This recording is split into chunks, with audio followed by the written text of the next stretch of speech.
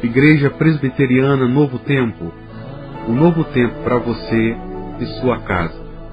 Seja assustadoramente abençoado com mais esta mensagem. Em 2 Reis, capítulo 2, uma palavra profética para a gente. 2 Reis, capítulo 2. Muitas coisas que a gente fala, poxa, tá bom, mas pode melhorar. O tá bom ou o bom falam que é inimigo do ótimo, por isso que sempre a gente pode melhorar. E eu quero, em cima disso, estar crescendo com você. Eu não vivi essa época. Esses 4 telefones, eu não vivi essa época. Mas a partir desses de baixo, eu vivi todos. Eu vivi a época do telefone que você apertava o 0, girava até no final, aí vinha aquela cordinha fazendo aquele barulho esquisito até embaixo. Aí quando você errava um número do meio, tinha que começar tudo do 0. Mas o telefone começou a existir lá em 1870. O primeiro telefone é este daqui, do modelo, aonde que o mesmo local que você falava, era o mesmo local que você tinha que colocar o ouvido para escutar. Houve uma evolução, se tornou algo que eu poderia já a boca e aqui a boca e a orelha podia ficar em locais separados. Aí tiveram a famosa ideia de utilizar códigos para telefonar. Foi quando surgiram os números para telefonar. Disso foi para a mesa. Eu lembro quando adolescente, a minha casa tinha esse telefone aqui com números que tinha que girar. Eu lembro que eu insisti com meu pai dizendo que era muito da hora, como falam os adolescentes hoje, que era muito moderno esse telefone aqui com número, porque não precisava ficar rodando. Depois de muita insistência, lá em casa comprou um telefone desse. Mas isso evoluiu, não ficou parado. Dessa evolução foi para o outro telefone e até surgir o primeiro telefone sem fio, aquele aqui. O primeiro telefone sem fio. Só que não caro num telefone sem fio.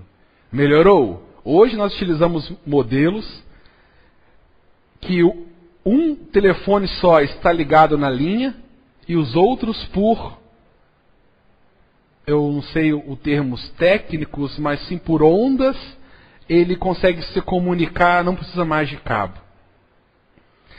Os telefones de cima eu não vivi, mas de baixo sim. Mas esses daqui, eu vivi todos. Eu lembro da época que usava o aparelho celular grandão, ficava do lado. Era aquele aparelho grande, aonde que uma boa bateria de celular durava no máximo 2 horas. Lembram disso? Quem pegou isso daí? Quando a pessoa usava celular e ele precisava trabalhar com o celular, ele andava com 3 baterias dentro do carro ou perto da calça para se tirar e colocar rapidamente. Hoje, nós temos celulares que além de acessar a internet, além de fazer tantas outras coisas, ficam dias sem precisar carregar. A grande moral da história é que tá bom, mas pode melhorar. Só que tem tanta coisa mudando hoje em dia, que até o tricô está começando a mudar. Daqui um pouquinho eu estou vendo a vovó fazendo tricô pela internet, ou jogando num joguinho de computador fazendo tricô. Você percebeu como a nossa vida tem mudado? Como nós não estamos parados? As coisas têm mudado rapidamente. Por isso que eu quero estar ministrando hoje com você sobre tá bom, mas ainda pode melhorar. Vamos repetir comigo? Tá bom, mas dá para melhorar. Vamos ler o texto de 2 Reis, capítulo 2. Versículo 19 fala assim conosco. Os homens da cidade disseram a Eliseu: eis que é bem situada esta cidade, como vê o meu senhor. Porém as águas são más e a terra é estéril. Ele disse: trazei-me um prato novo e ponde nele sal. E lhe trouxeram. Então saiu ele ao manancial das águas, e deitou o sal nele, e disse: Assim diz o Senhor, tornei saudáveis estas águas, já não procederá daí morte nem esterilidade. Ficaram, pois, saudáveis aquelas águas até o dia de hoje, segundo a palavra que Eliseu tinha dito. Tá bom, mas dá para melhorar. Jericó era a cidade do tá bom. Jericó, isso após queda com Josué, Jericó, aquela região, não o local onde ficava a cidade das muralhas, por lá, pois lá foi amaldiçoado por Josué e nunca mais foi se levantado nenhum povoado em cima, isso é fato. Mas aquela região onde ficava a cidade de Jericó era uma região muito boa. Era uma região muito bem situada geograficamente. Ela era protegida pelos montes em volta, aonde que exércitos tinham dificuldades de invadir. Era uma local muito poderosa aos olhos, devido à sua grande força que ela tinha geograficamente e politicamente. Pois era um local onde as passagens do comércio, a passagem das pessoas, eles tinham que passar por ali. Era uma cidade também muito próspera na área da agricultura, incrível que pareça. Era um dos maiores produtores de oliva do antigo Israel. Era um dos grandes produtores de sicômoros. Era uma palmeira. Lembra do profeta Amós, que era catador de sicômoros? Era naquela região. Lá tem muitas palmeiras e vários pomares. Mas tudo voltado para água subterrânea. Jericó era uma cidade muito boa. Aquela região de Jericó era um local muito bom. Mas se você olhar para a tua Bíblia novamente, no versículo 19, você vai ver os homens de Jericó virando para o profeta e dizendo: Profeta, a cidade aqui é muito boa.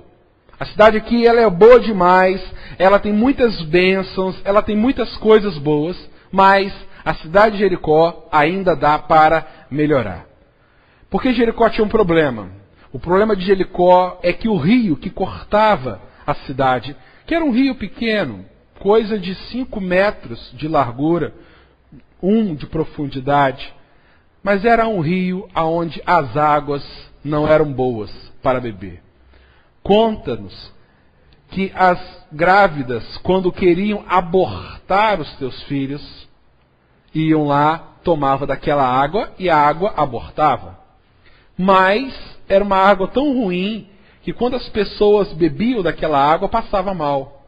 Era uma água que não dava para a agricultura, porque quando você ia plantar algo de pequeno porte, ou de médio porte, ou uma árvore do zero, era um local onde que não vingava a árvore, porque aquela água era uma água tão insalobra, era uma água tão ruim, que ela também esterilizava o solo, que naquela região também é um pouco pobre.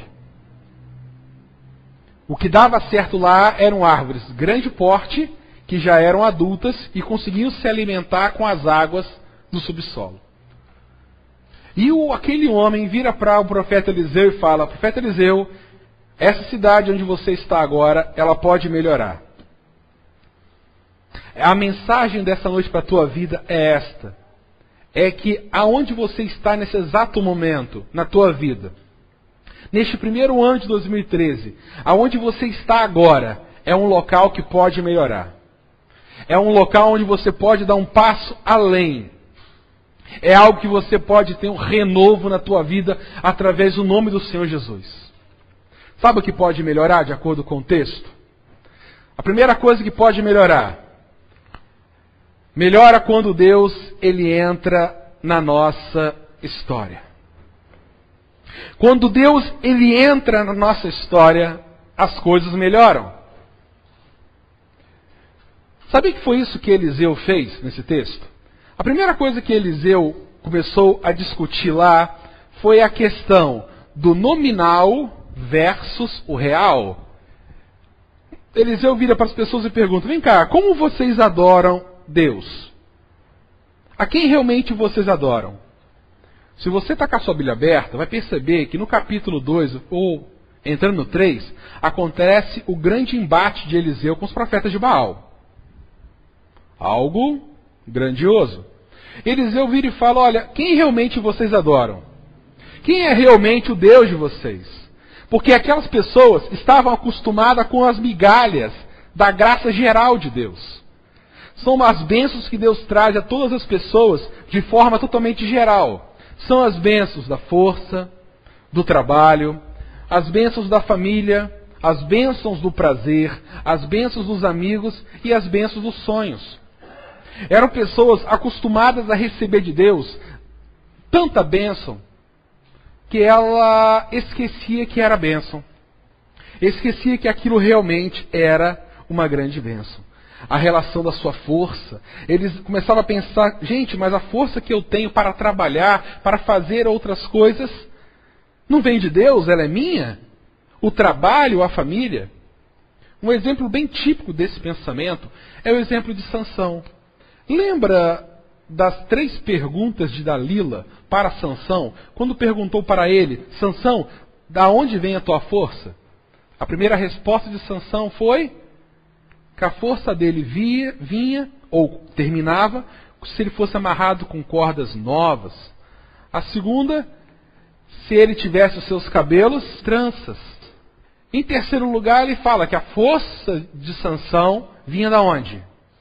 Dos cabelos. Só que nas 3 respostas, Sansão mentiu. Porque a força de Sansão realmente vinha de quem? De Deus.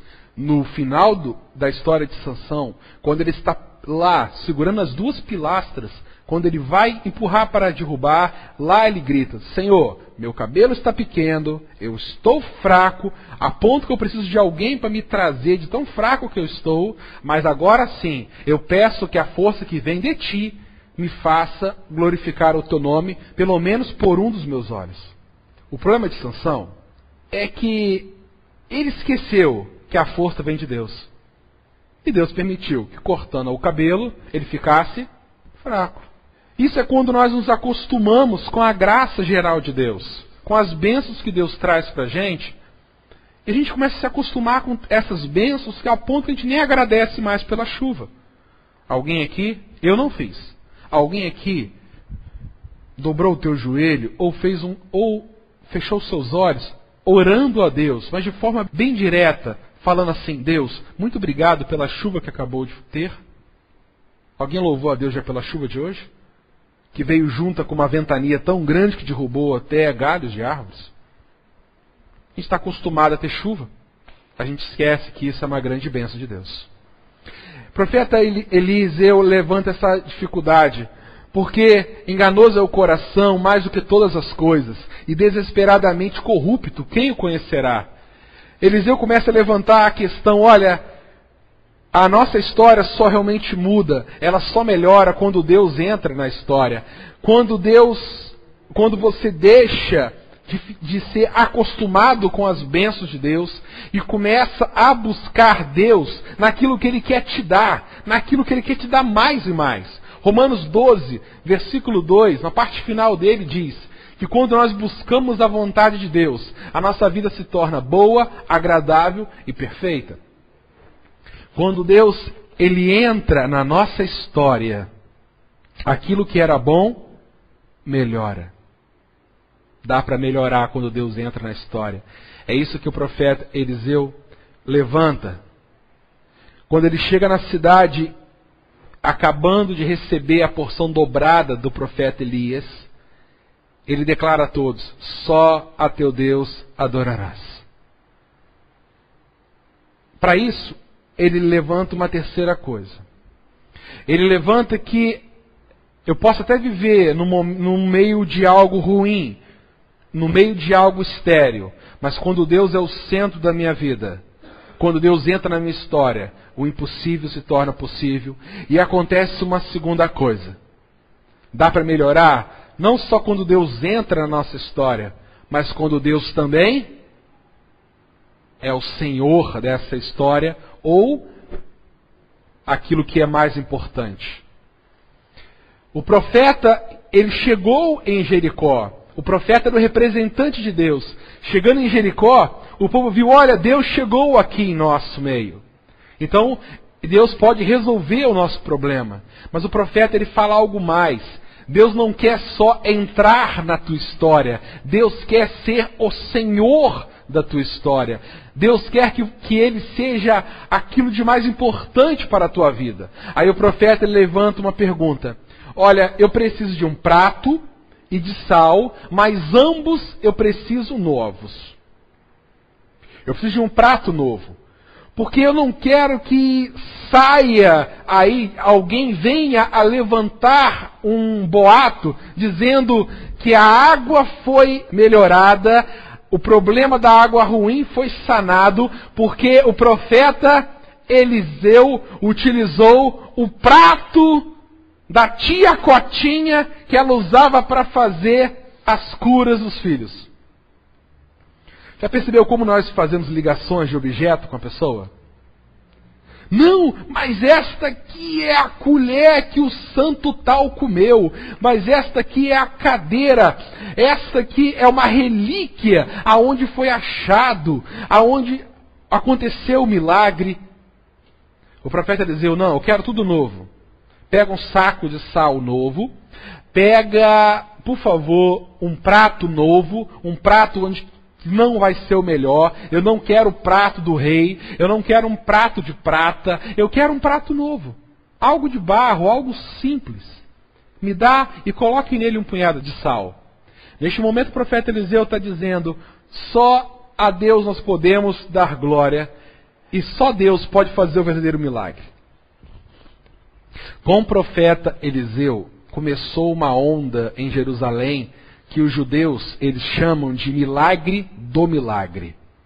Por exemplo, passando alguns versículos à frente, nós vemos o profeta Eliseu pedindo para jogar água em cima do sacrifício que iria queimar. Meu amigo, você já fez churrasco na sua casa? O que você joga em cima do carvão para ele pegar? Água ou álcool? Você já tentou jogar água dentro da sua churrasqueira e tentar colocar fogo?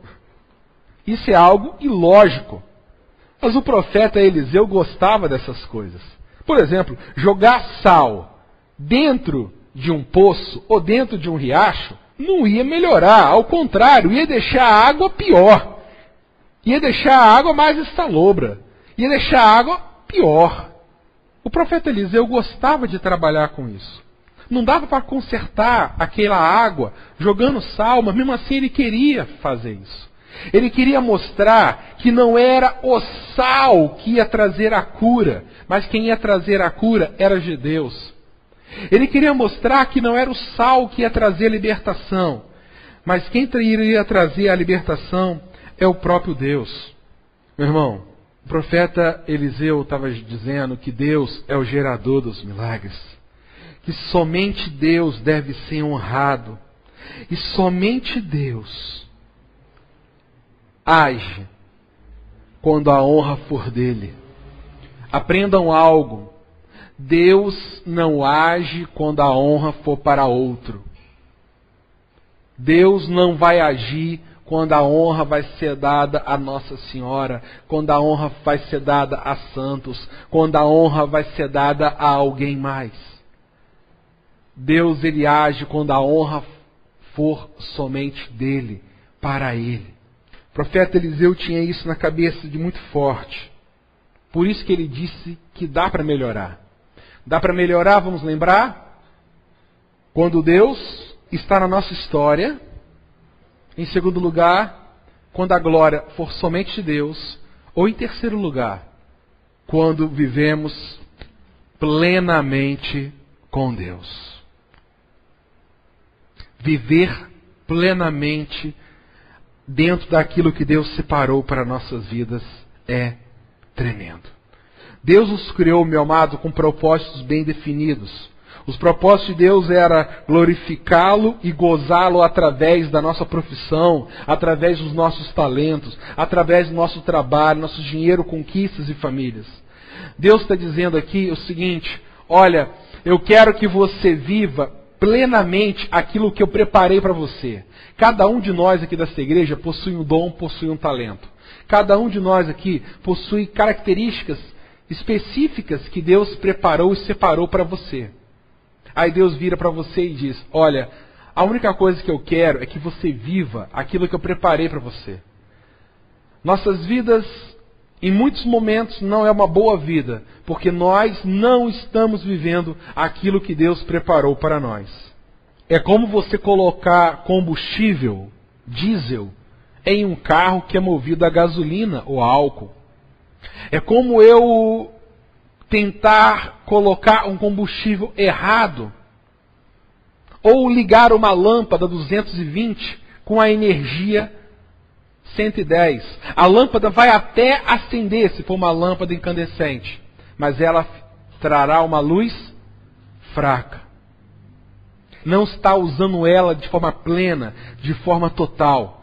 É isso que Deus está convidando através de Elias lá na cidade de Jericó. Que eu tenho que viver plenamente aquilo que Deus preparou para a gente. Viver plenamente aquilo que nós fomos criados por Deus. Viver nossas características sempre afinadas pelo Espírito Santo. Eu gosto muito o instrumento violão. É um instrumento que me chama muita atenção. Quando eu estudava piano, o piano é um instrumento que você afina uma vez e você deve afiná-lo se tocar muito em 6 em 6 meses ou em ano. Tem pessoas que ficam anos sem afinar o piano novamente.